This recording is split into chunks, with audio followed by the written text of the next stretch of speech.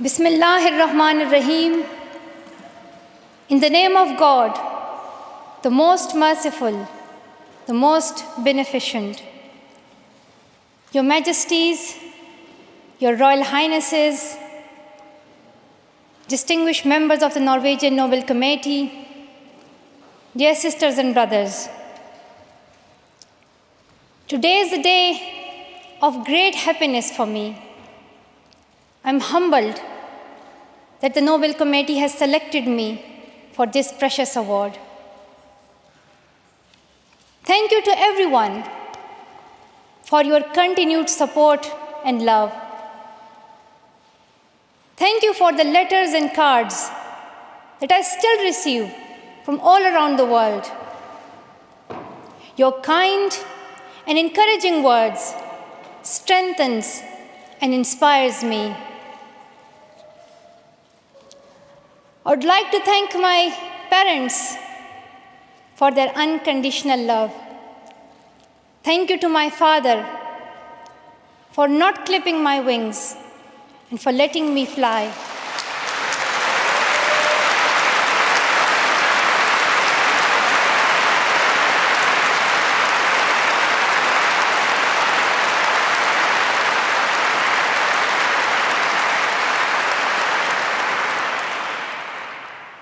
Thank you to my mother for inspiring me to be patient and to always speak the truth, which we strongly believe is the true message of Islam. And also, thank you to all my wonderful teachers who inspired me to believe in myself and be brave. I'm proud. Well, in fact, I'm very proud to be the first Pashtun, the first Pakistani, and the youngest person to receive this award.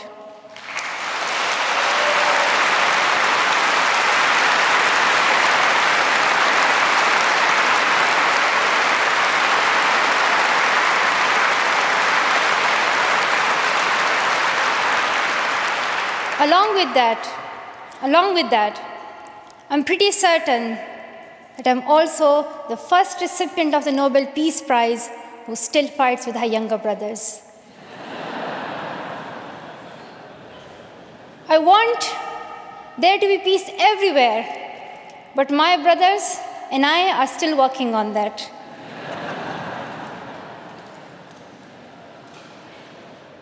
I'm also honored to receive this award together with Kailash Satyarthi, who has been a champion for children's rights for a long time, twice as long, in fact, than I have been alive. I'm proud that we can work together. We can work together and show the world that an Indian and a Pakistani, they can work together and achieve their goals of children's rights.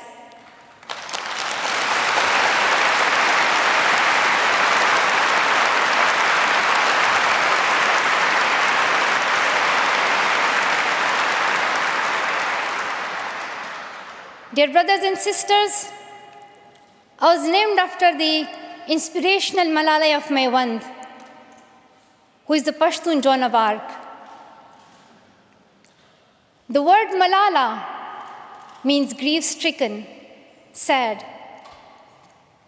But in order to lend some happiness to it, my grandfather would always call me Malala, the happiest girl in the world. And today, I'm very happy that we are together fighting for an important cause. This award is not just for me. It is for those forgotten children who want education. It is for those frightened children who want peace. It is for those voiceless children who want change. I'm here to stand up for their rights, to raise their voice, It is not time to pity them. It is not time to pity them. It is time to take action. So it becomes the last time. The last time. So it becomes the last time that we see a child deprived of education.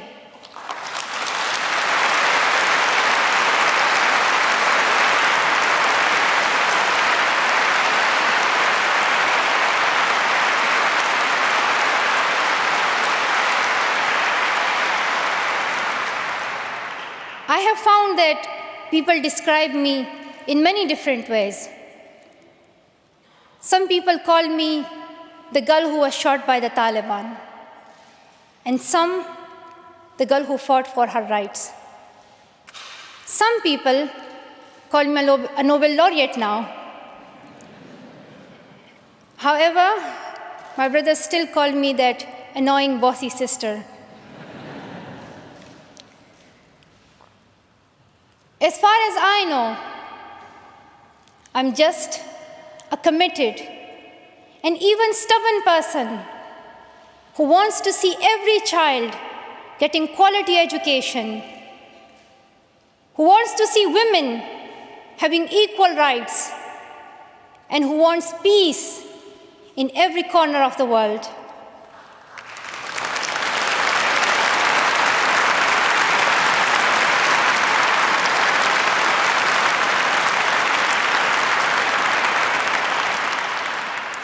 Education is one of the blessings of life and one of its necessities. That has been my experience during the 17 years of my life.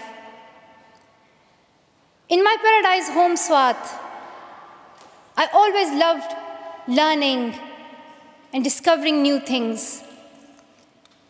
I remember when my friends and I would decorate our hands with henna on special occasions.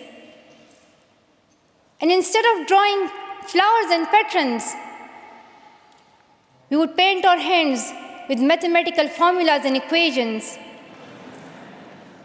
We had a thirst for education. We had a thirst for education because our future was right there in that classroom. We would sit and learn and read together. We loved to wear neat and tidy school uniforms. And we would sit there with big dreams in our eyes. We wanted to make our parents proud and prove that we could also excel in our studies and achieve those goals which some people think only boys can. But things did not remain the same. When I was in Swat, which was a place of tourism and beauty, suddenly changed into a place of terrorism. I was just 10, that more than 400 schools were destroyed. Women were flogged. People were killed. And our beautiful dreams turned into nightmares. Education went from being a right to being a crime. Girls were stopped from going to school. We could not just stand by and see those injustices of the terrorists, denying our rights, ruthlessly killing people, and misusing the name of Islam. We decided to raise our voice and tell them, have you not learned that in the Holy Quran Allah says, if you kill one person, it is as if you kill the whole humanity? Do you not know that Muhammad, peace be upon him, the Prophet of mercy, he says, do not harm yourself or others. And do you not know that the very first word of the Holy Quran is the word Iqra, which means read. The terrorists tried to stop us and attacked me and my friends who are here today on our school bus in 2012. But neither their ideas nor their bullets could win. We survived. And since that day, our voices have grown louder and louder.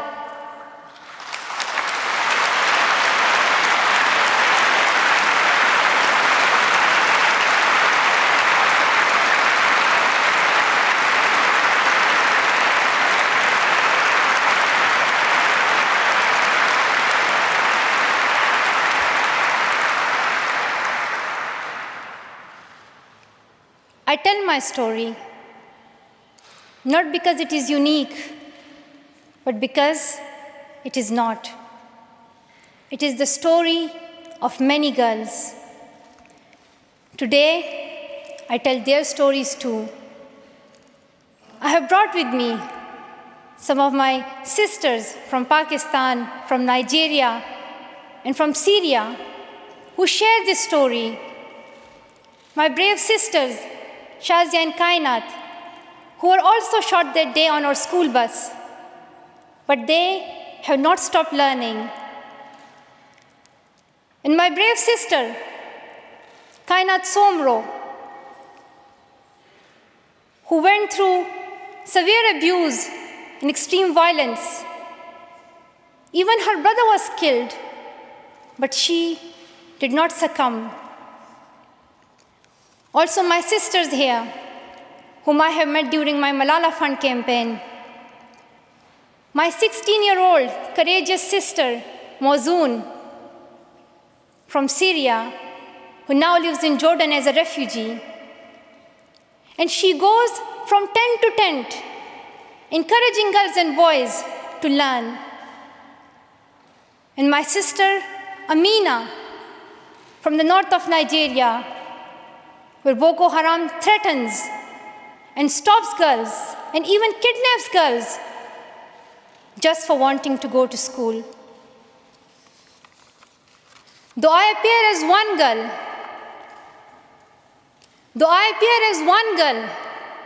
one person who is 5 foot 2 inches tall, if you include my high heels,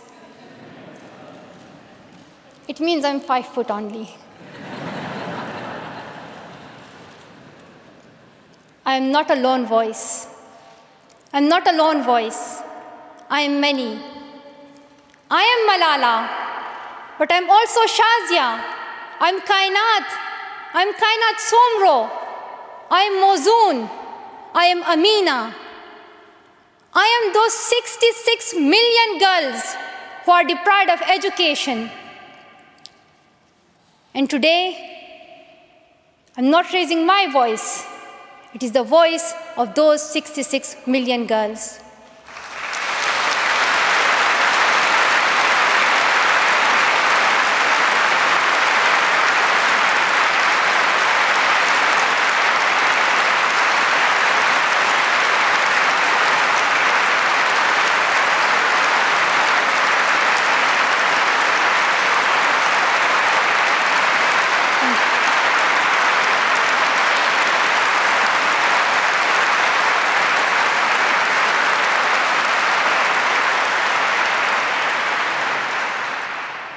Sometimes people like to ask me, why should girls go to school? Why is it important for them? But I think the more important question is, why shouldn't they? Why shouldn't they have this right to go to school? Dear brothers and sisters, today, in half of the world, we see rapid progress and development. However, there are many countries where millions still suffer from the very old problems of war, poverty, and injustice. We still see conflicts in which innocent people lose their lives and children become orphans. We see many people becoming refugees in Syria, Gaza, and Iraq. In Afghanistan, we see families being killed in suicide attacks and bomb blasts. Many children in Africa do not have access to education because of poverty. And as I said, we still see girls who have no freedom to go to school in the north of Nigeria. Many children in countries like Pakistan and India, as Kailash Satyarthi mentioned, many children, especially in India and Pakistan, are deprived of their right to education because of social taboos, or they have been forced into child marriage or into child labor. One of my very good school friends, the same age as me, who has always been bold and confident girl, dreamed of becoming a doctor. But her dream remained a dream. At the age of 12, she was forced to get married. And then soon, she had a son. She had a child when she herself was a child, only 14. I know that she could have been a very good doctor, but she couldn't because she was a girl. Her story is why I dedicate the Nobel Peace Prize money to the Malala Fund to help give girls quality education everywhere, anywhere in the world, and to raise their voices. The first place this funding will go to is where my heart is, to build schools in Pakistan, especially in my home of Swat and Shangla.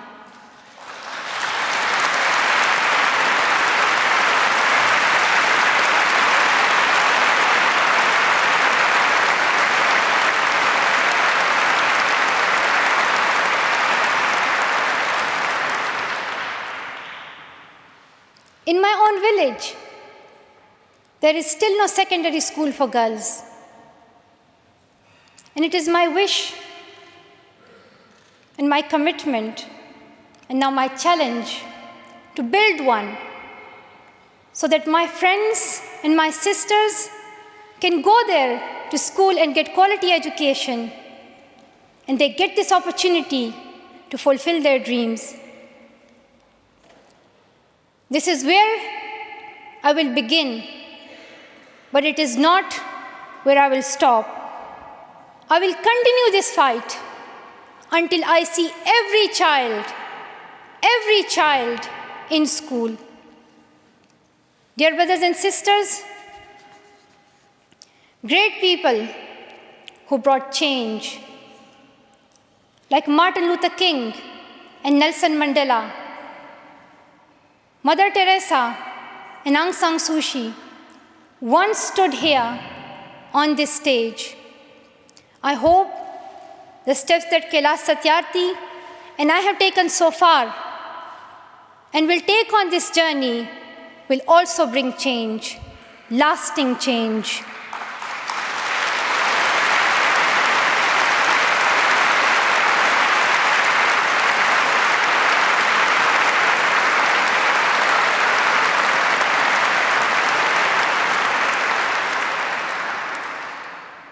My great hope is that this will be the last time. This will be the last time we must fight for education. Let's solve this once and for all.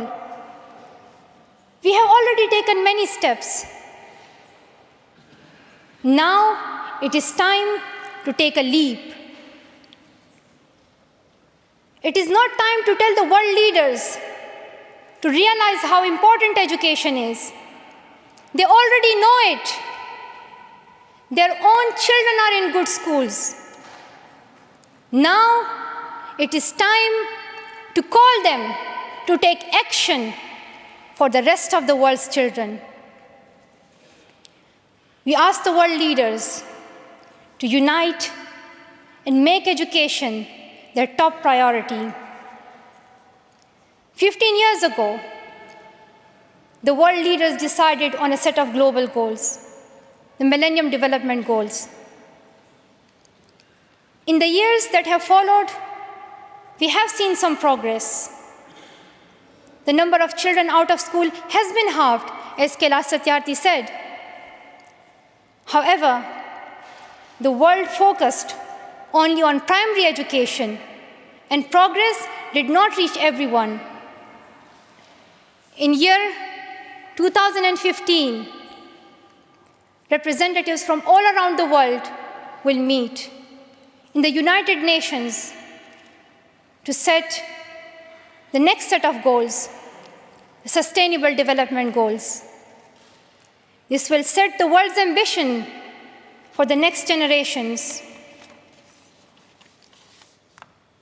The world can no longer accept that basic education is enough. Why do leaders accept that for children in developing countries, only basic literacy is sufficient when their own children do homework in algebra, mathematics, science, and physics? Leaders must seize this opportunity to guarantee a free, quality, primary and secondary education for every child.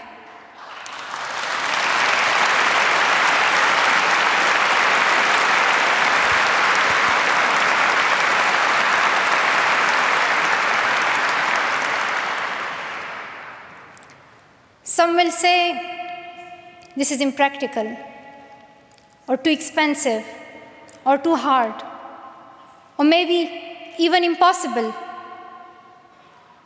But it is time the world thinks bigger. Dear sisters and brothers, the so-called world of adults may understand it, but we children don't.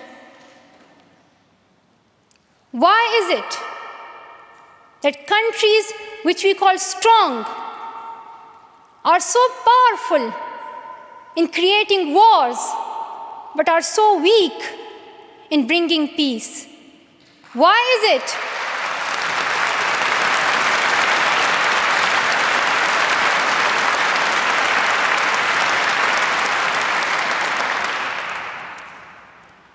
Why is it that giving guns is so easy, but giving books is so hard? Why is it? Why is it that making tanks is so easy, but building schools is so hard? We are living in the modern age, and we believe that nothing is impossible. We have reached the moon 45 years ago, and maybe we'll soon land on Mars. Then, in this 21st century, we must be able to give every child quality education. Dear sisters and brothers, dear fellow children, we must work, not wait. Not just the politicians and the world leaders. We all need to contribute. Me, you, we. It is our duty. Let us become the first generation to decide to be the last. Let us become the first generation that decides to be the last, that sees empty classrooms, lost childhoods, and wasted potentials. Let this be the last time that a girl or a boy spends their childhood in a factory.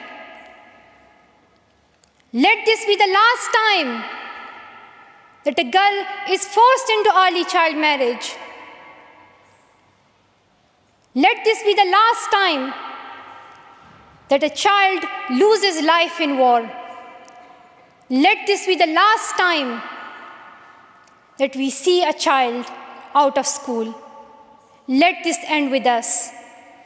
Let's begin this ending together, today, right here, right now. Let's begin this ending now. Thank you so much. Thank you.